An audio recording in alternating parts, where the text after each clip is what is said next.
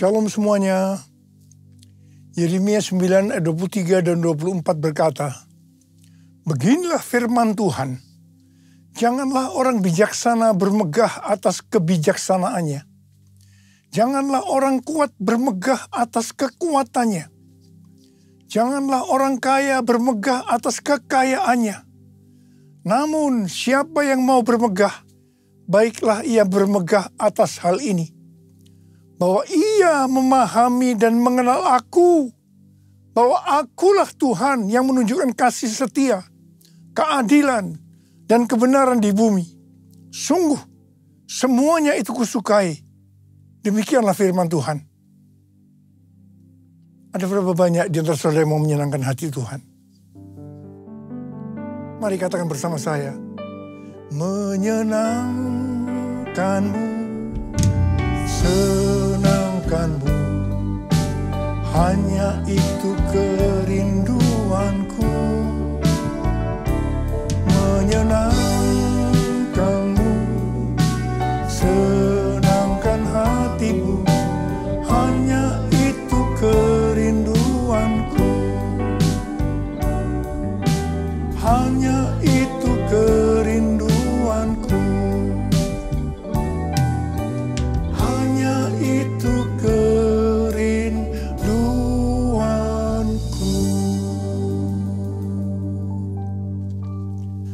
Kalau kita mau menyenangkan hati Tuhan, mau menyukakan hati Tuhan, firman Tuhan berkata, jangan kita bangga karena kita bijaksana.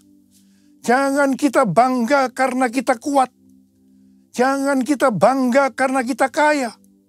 Tetapi kalau mau bangga, banggalah dan bersukacitalah karena kita mengenal Dia dan memahami Dia. Dialah Allah yang setia, Allah yang adil, dan Allah yang benar. Semua nilai dunia ini akan hilang maknanya bila dibandingkan dengan pengenalan akan Allah.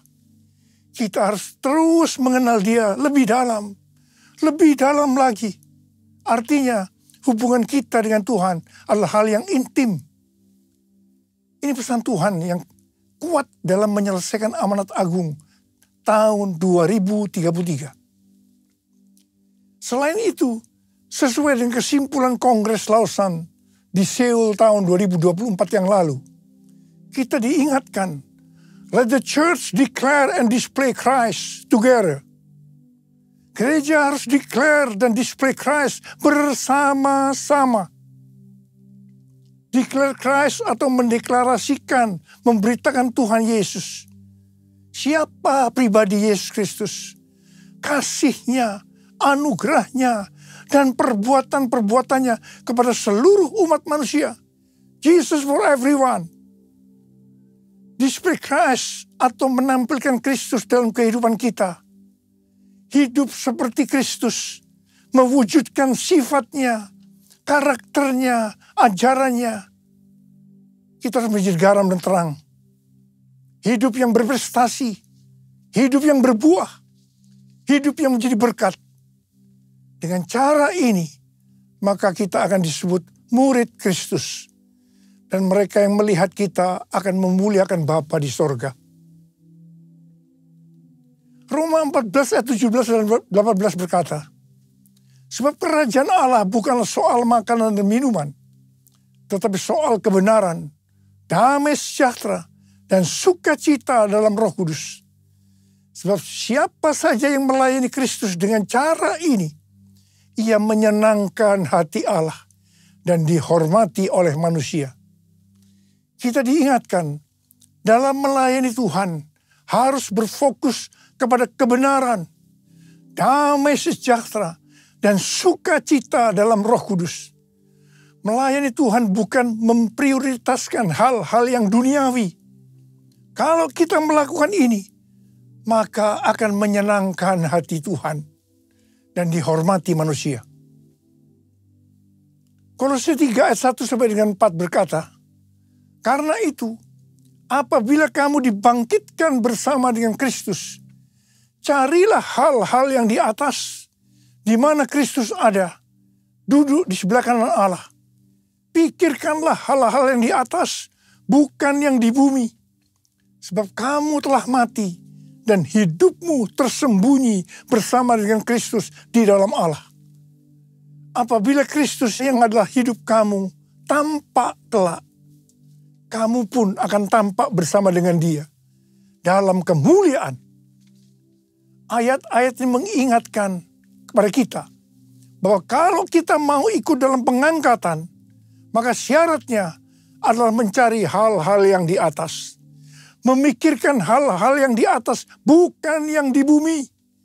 Artinya, segala sesuatu yang kita lakukan di bumi harus dinilai, dipertimbangkan, dan dipikirkan dari sudut pandang kekekalan dan surga.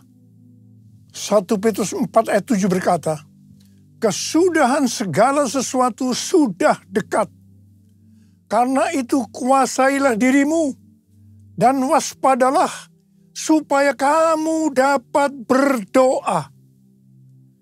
Jadi dalam menunggu kedatangan Tuhan Yesus kedua kali yang sudah semakin dekat, kita harus banyak berdoa. Memuji dan menyembah Tuhan bersama-sama dalam unity siang dan malam. It's all about you. It's all about you. It's all about you, Jesus. It's all about you. It's all about you. It's all about you, Jesus. Dalam menyelesaikan target amanat agung tahun 2033, saat ini kita berada di tahun 2025. Tahun 2025 adalah tahun di mana bencana alam, peperangan, ketidakpastian, krisis ekonomi akan semakin hebat. Kita berada di akhir dari akhir zaman. Seperti yang dikatakan dalam 2 Timotius 3 ayat 1-9. Bahwa hari-hari ini kita memasuki masa yang sukar. Manusia akan mencintai dirinya sendiri dan menjadi hamba uang. Tetapi yang luar biasa, justru dalam keadaan yang seperti ini, Tuhan memberikan tema untuk tahun 2025. Dikatakan bahwa tahun 2025 adalah tahun penuaian. The year of harvest. The year of harvest. Kalau kita menyelidiki ayat-ayat yang merujuk pada penuaian atau harvest, maka terdapat beberapa jenis tuaian. Yaitu yang pertama, tuaian jiwa-jiwa yang terhilang dan membutuhkan pemulihan hubungan. Yang kedua, tuaian perluasan kerajaan Allah. Yang ketiga, tuaian berkat rohani dan jasmani. Dan yang keempat, tuaian hidup yang berbuah atau buah roh. 5, tuaian hidup yang kekal. Dan yang keenam, tuaian di bumi yang mengalami murka Allah. Saya percaya tahun 2025 Tuhan akan banyak berbicara tentang penuaian, yaitu seperti yang sudah disebutkan di atas. Mengenai penuaian jiwa-jiwa, kita sedang berada dalam masa penuaian jiwa yang terbesar dan yang terakhir sebelum Tuhan Yesus datang kembali. Roh Kudus, Pentakosta ketiga sedang bergerak ke seluruh dunia. Harvest now, Jesus for everyone. Harvest now, Jesus for everyone. Kita sebagai orang percaya, kita sebagai murid Tuhan Yesus diingatkan bahwa tugas utama kita tanpa melihat apa profesi kita adalah menyelesaikan amanat agung. Hari-hari ini Tuhan selalu mengingatkan kepada kita tentang tahun 2033. Apa sebenarnya yang terjadi pada tahun 2033? Sebenarnya tahun 2033 adalah peringatan yang ke-2000 tahun kematian, kebangkitan, kenaikan Tuhan Yesus ke sorga. Tahun 2033 adalah peringatan yang ke-2000 tahun pencurahan Roh Kudus. Yang berarti hari ulang tahun gereja yang ke-2000 tahun. Tahun 2033 adalah peringatan yang ke-2000 tahun dilakukannya amanat agung. Tetapi pada hari-hari ini, Justru Tuhan mengingatkan kepada gerejanya bahwa Pentakosta tahun 2033, setiap orang, everyone, mendapat kesempatan berjumpa secara autentik dengan Tuhan Yesus melalui kuasa dan hadirat Roh Kudus. Banyak organisasi-organisasi Kristen, aliran-aliran kekristenan yang bersepakat bahwa target untuk menyelesaikan amanat agung adalah tahun 2033. Matius 24 ayat 14 berkata, dan Injil kerajaan ini akan diberitakan di seluruh dunia menjadi kesaksian bagi semua bangsa. Sesudah itu barulah tiba kesudahannya. Ini adalah salah satu jawaban dari Tuhan Yesus kepada murid-muridnya ketika ditanya, apa tanda kedatanganmu dan tanda kesudahan dunia ini? Ayat ini bisa diartikan, kalau amanat agung sudah selesai, maka sesudah itu baru tiba kesudahannya. Baru setelah itu Tuhan Yesus datang kembali. Kata sesudah itu bisa 1 hari, 1 minggu, 1 bulan, 1 tahun, atau beberapa tahun, tidak ada seorang pun yang tahu. Yang jelas tidak akan lama. Karena Tuhan Yesus berkata, Aku datang segera. Jadi kalau target penyelesaian amanat agung tahun 2033, maka kita harus bersiap-siap karena waktunya sudah singkat. Saya tidak berkata bahwa Tuhan Yesus pasti datang tahun 2033. Ini tidak alkitabiah. Tetapi kalau berkata Tuhan Yesus bisa datang tahun 2033, ini alkitabiah. Karena Tuhan Yesus bisa datang sewaktu-waktu. Rick Warren yang juga percaya bahwa target penyelesaian amanat agung tahun 2033, pada tahun 2007 membentuk kelompok yang bernama Finishing the Task, menyelesaikan amanat agung. Ada 4 hal yang dia lakukan, yaitu yang disebut dengan 4B. B pertama, Bibles. Alkitab diterjemahkan ke semua bahasa. Yang kedua, believers. Memperlengkapi setiap orang percaya agar secara pribadi bisa bersaksi tentang Yesus. Yang ketiga, bodies of Christ. Mengajak gereja-gereja untuk menanam gereja di area yang belum ada gereja. Dan yang keempat, breakthrough prayer. Mengajak setiap orang percaya agar berdoa bagi mereka yang belum percaya. Ini aku, Tuhan, utuslah aku, sampai generasiku diselamatkan. Ini aku, Tuhan, utuslah aku, sampai generasiku diselamatkan. Sampai generasiku diselamatkan.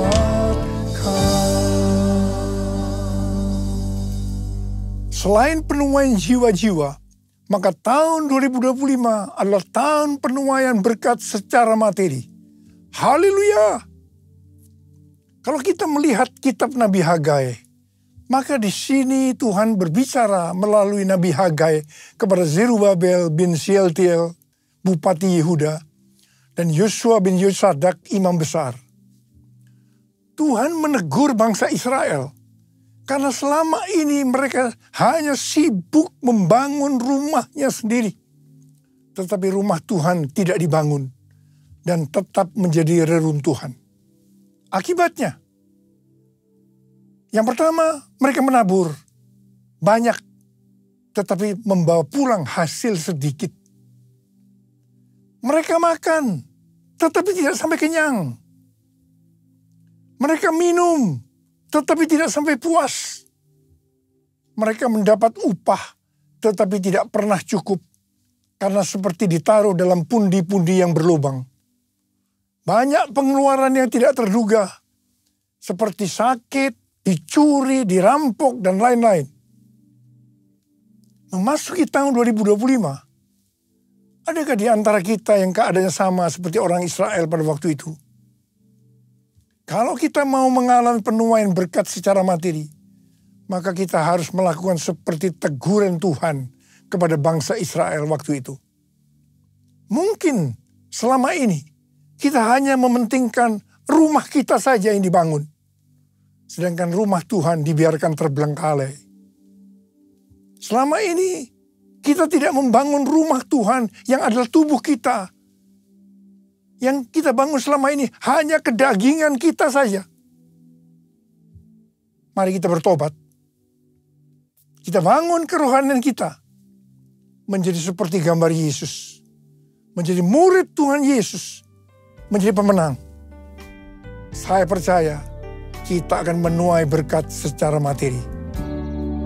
Jiwaku terbuka untuk-Mu Tuhan. Selidiki, nyatakan segala perkara. Singkapkan semua yang terselubung, supaya ku layak di hadapan-Mu Tuhan. Ada pendapat dari sebagian orang bahwa persepuluhan sudah tidak relevan lagi untuk zaman ini. Alasannya, yang pertama, persepuluhan itu merupakan bagian dari hukum Taurat.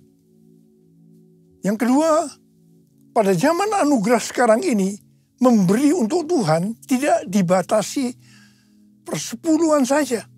Tetapi kita bisa memberi lebih banyak, termasuk memberi seluruh hidup kita.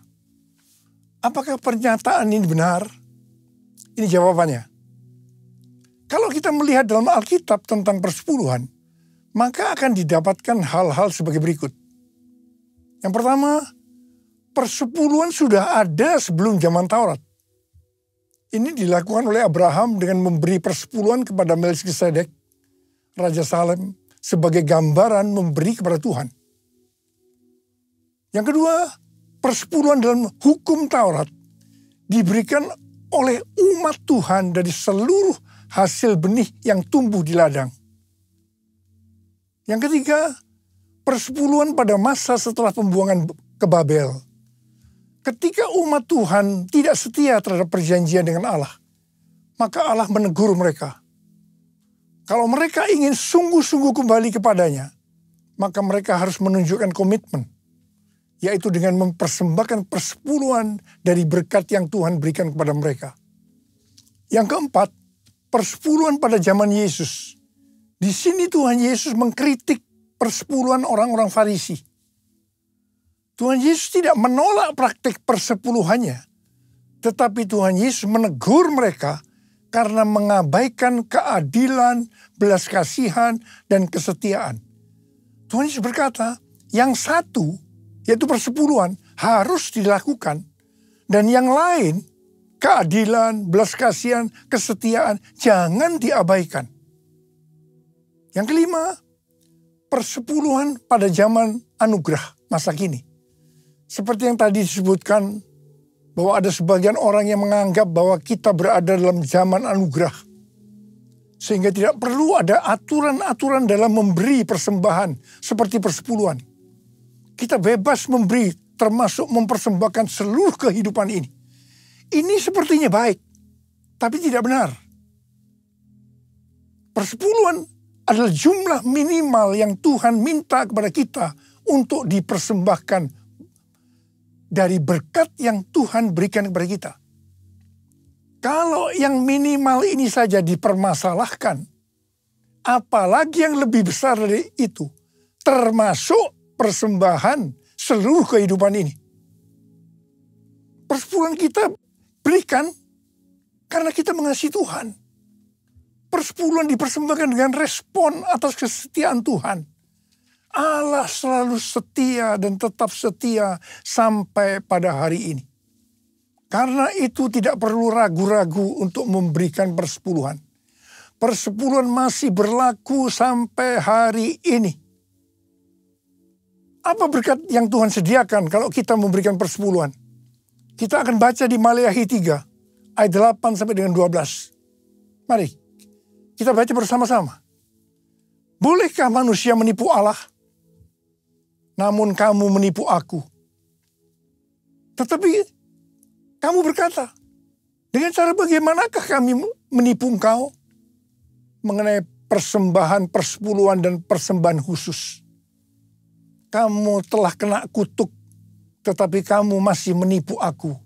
Ya, kamu seluruh bangsa. Bawalah seluruh persembahan persepuluhan itu ke dalam rumah perbendaharaan, supaya ada persediaan makanan di rumahku. Dan ujilah aku, firman Tuhan semesta alam. Apakah aku tidak membukakan bagimu tingkap-tingkap langit dan mencurahkan berkat kepadamu sampai berkelimpahan. Aku akan menghardik bagimu belalang pelahap, supaya jangan dihabisinya hasil tanahmu, dan supaya jangan pohon anggur di padang tidak berbuah bagimu. Firman Tuhan semesta alam. Maka segala bangsa akan menyebut kamu berbahagia, sebab kamu ini akan menjadi negeri kesukaan. Firman Tuhan semesta alam. Saya mau berdoa buat saudara. Tahun 2025 adalah tahun penuaian berkat secara materi. Ada berapa banyak di antara saudara berkata amin. Saya percaya Tuhan. Angkat tangan saudara. Kita katakan bersama-sama. Aku percaya berkat-Mu atasku melimpah. Kebajikan, kemurahan selalu mengikutiku. Ku puji, ku sembah Kau Tuhan. Ku puji, ku sembah Kau Tuhan. Ku puji, ku sembah Kau Yesus.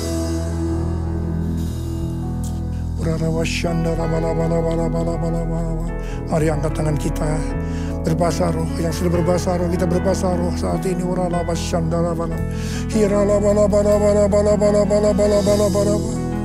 Tuhan berkati anak-anak-Mu Tuhan. Kami saat ini sesuai dengan tema yang Kau berikan kepada kami tahun 2025. Bahwa tahun 2025 adalah tahun penuaian berkat secara materi. Sekarang terima. Terima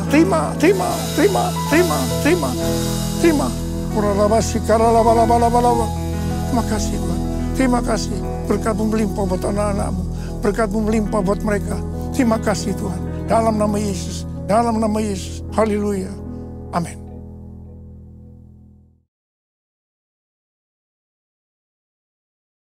Kita akan masuk dalam perjamuan kudus. Kita akan mengingat ayat ini.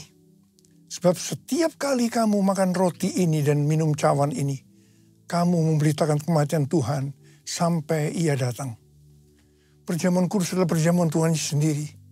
Setiap kali kita masuk dalam perjamuan kudus, Tuhan Yesus selalu berkata, biarlah ini menjadi peringatan akan aku.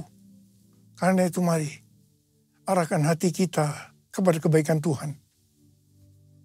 Mari tundukkan kepala. Bapa, siapakah kami sebelum kami mengenal Engkau? Kami semua orang berdosa, upah dosa adalah maut, mati. Tapi Engkau yang tidak berdosa telah dijadikan dosa oleh karena kami. Engkau harus turun dari sorga mulia, mati ganti kami dengan penderitaan yang luar biasa. Sungguh kalau kami pikirkan betapa baiknya Engkau ya Aba. Engkau jadikan kami sebagai anak-anak-Mu. Engkau berkati, Engkau tuntun, Engkau bela, Engkau sembuhkan, Engkau hajar juga kalau kami salah Tuhan. Itu Engkau ya Aba, itu Engkau ya Aba. Terima kasih, terima kasih. Tuhan akan memberkati kita semua melalui perjamuan kudus. Tapi Tuhan mau kita makan dan minum dengan cara yang benar. Karena itu mari introspeksi. Lihat keadaan dirimu masing-masing. Jangan menyimpan dosa. Kalau ada dosa yang Tuhan ingatkan, langsung minta ampun. Ampuni kami. Ampuni saya Tuhan. Ampuni saya Tuhan. Ampuni saya. Ampuni. Kau melihat anak-anak-Mu Tuhan saat ini.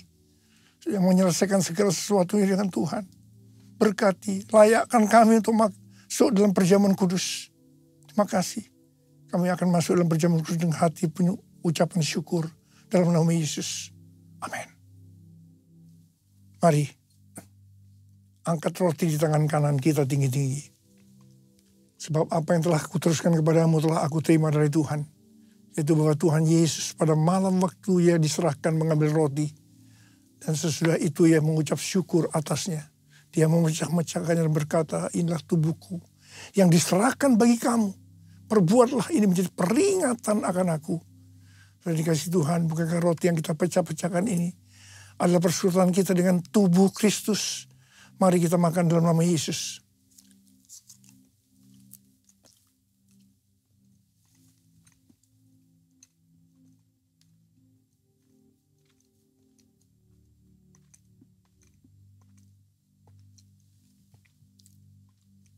Angkat cawan di tangan kanan kita tinggi-tinggi.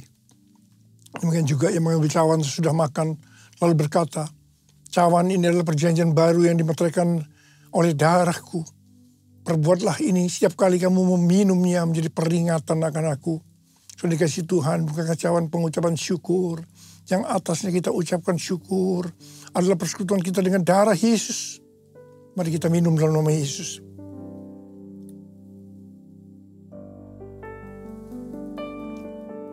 Mari angkat tangan kita, ucapkan syukur. Terima kasih dengan suara, jangan diam. Tuhan terima kasih ya Tuhan. Terima kasih ya Tuhan, terima kasih ya Tuhan. Terima kasih ya Tuhan, terima kasih ya Tuhan. Berkat-Mu melimpah buat kami. Ya Tuhan, terima kasih Tuhan, terima kasih. Tuhan, Kau memberkati anak-anak-Mu, Kau melihat anak-anak-Mu. Saat ini Kau sedang menyembuhkan yang sakit, sedang membebaskan yang terikat, menghibur yang susah, menguatkan yang lemah, memberikan pengharapan-pengharapan yang baru bagi yang datang dengan keadaan putus pengharapan. Tuhan, terima kasih. Terima kasih. Terima kasih Yesusku. Terima kasih Yesusku. Puji syukur hanya bagi Tuhanku.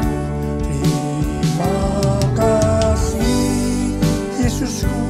Terima kasih Yesusku. Puji syukur hanya bagi Tuhanku.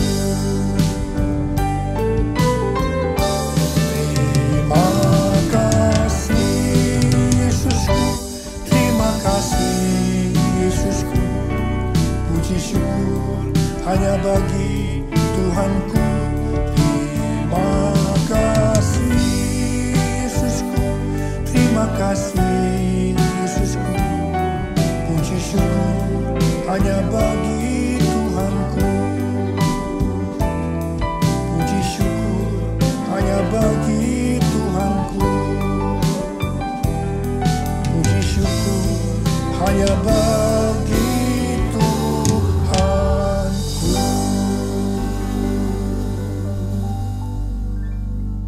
Mari angkat tangan kita. Terimalah berkat Tuhan. Kasih karunia yang berlimpah-limpah daripada Allah Bapa dalam Anak yang tunggal Yesus Kristus. Persekutuan yang manis dengan Roh Kudus menyertai kita semua. Mulai hari ini sampai Tuhan Yesus datang menjemput kita di awan-awan dan bahkan sampai selama-lamanya. Yang percaya bersama-sama katakan amin.